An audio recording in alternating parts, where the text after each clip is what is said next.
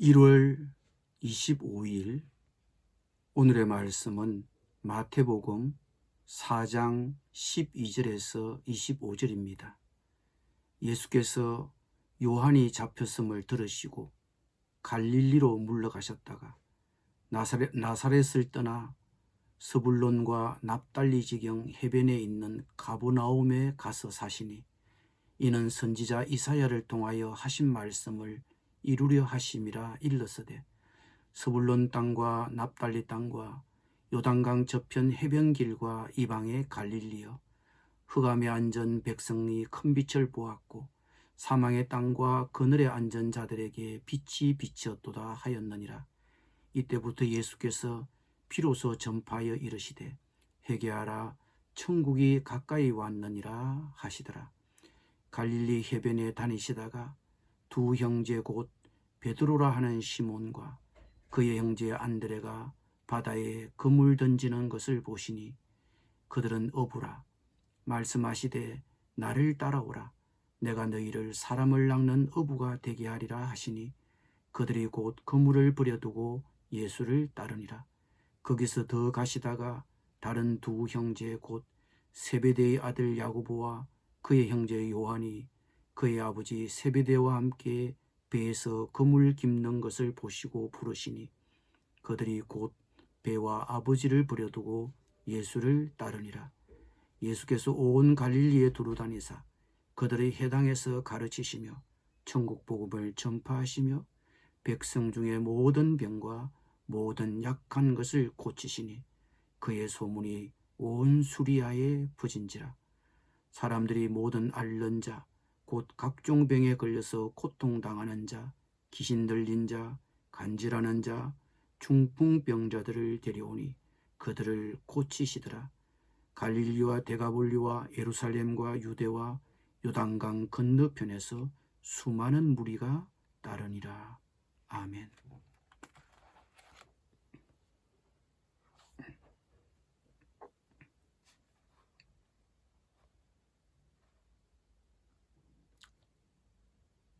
예수님은 세례 요한이 체포되었다는 소식을 들으시고 당국자들과 불필요한 충돌을 피하고 그분의 사역을 본격적으로 시작하시기 위해 갈릴리 호숫가에 위치한 가버나움으로 이주하셨습니다.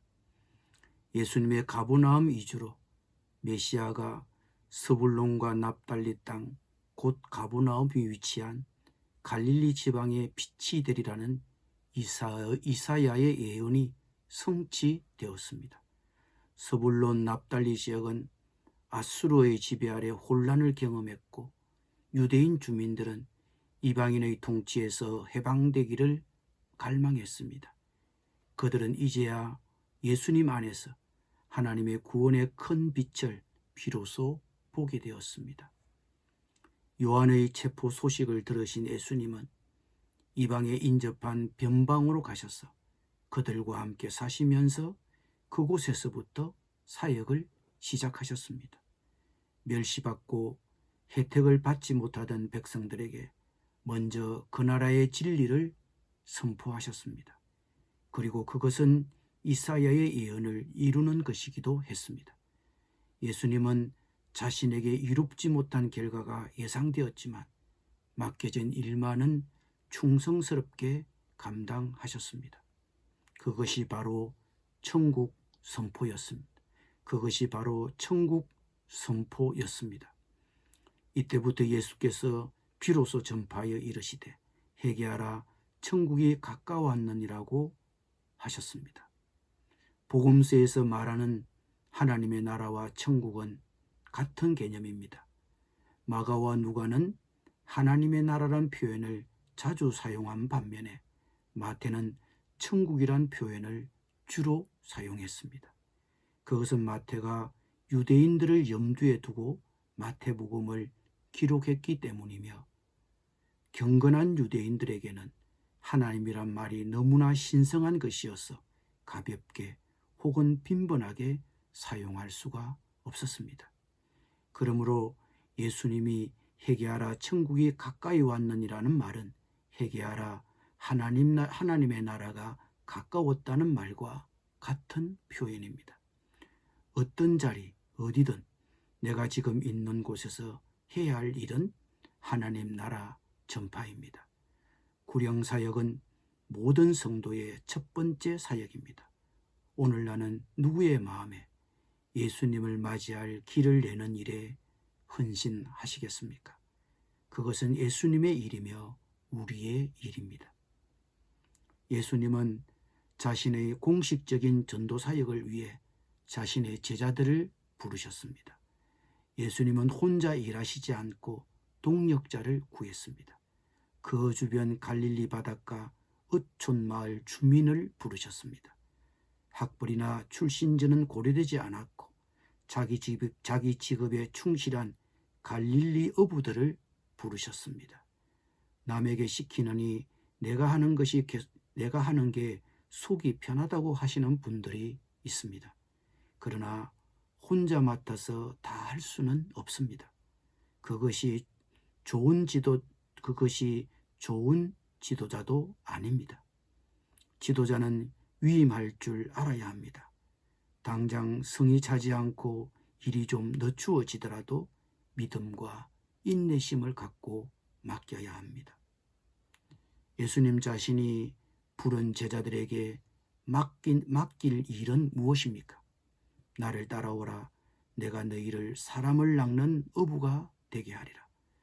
예수님은 어부들에게 그들의 생업인 고기잡이를 내려놓고 사람을 낚는 일을 하라고 하셨습니다.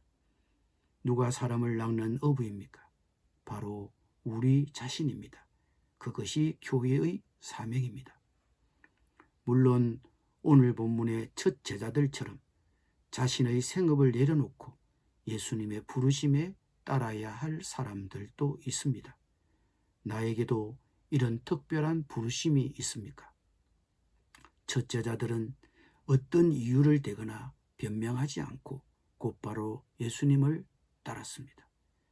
그러나 예수님은 우리 모두에게 생업을 내려놓고 자신을 따르라고는 하시지 않습니다.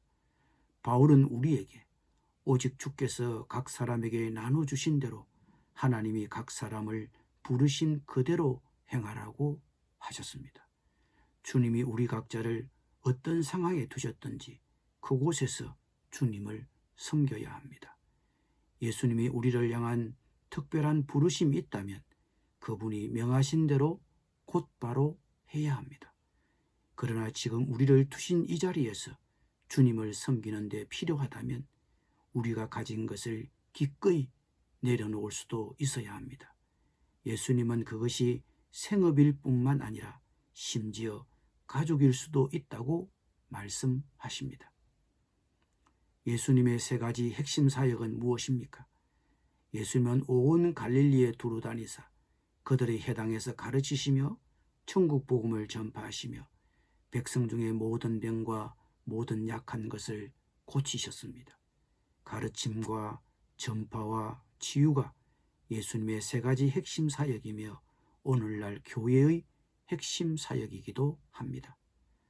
예수님은 말씀을 가르치시고 복음을 전파하시고 모든 약한 것과 질병을 고치셨습니다. 예수님은 우리의 육체적 질병만이 아니라 영적 질병까지 고치실 수 있습니다. 예수님의 소문이 온 수리아에 퍼졌을 때 사람들이 모든 앓는 자, 곧 각종 병에 걸려서 고통당하는 자, 귀신 들린 자, 간질하는 자, 중풍병자들을 데려왔습니다. 나는 오늘 어떤 사람을 예수님께 데려오길 원하십니까? 그분이 해결하기에 너무 크거나 작은 죄도 없고 너무 크거나 작은 문제도 없습니다. 예수님은 자기 백성을 전인적으로 구원하시고 온전히 회복시키실 수 있는 권세가 있는 분이십니다. 기도드립니다. 각종 병에 걸려서 고통당하는 자들을 고치신 주님, 우리의 육체적 질병, 우리의 영적 질병을 고쳐주옵소서. 고통당하는 이들에게 소망과 평화, 치유의 은총을 주시옵소서. 예수님의 이름으로 기도드립니다.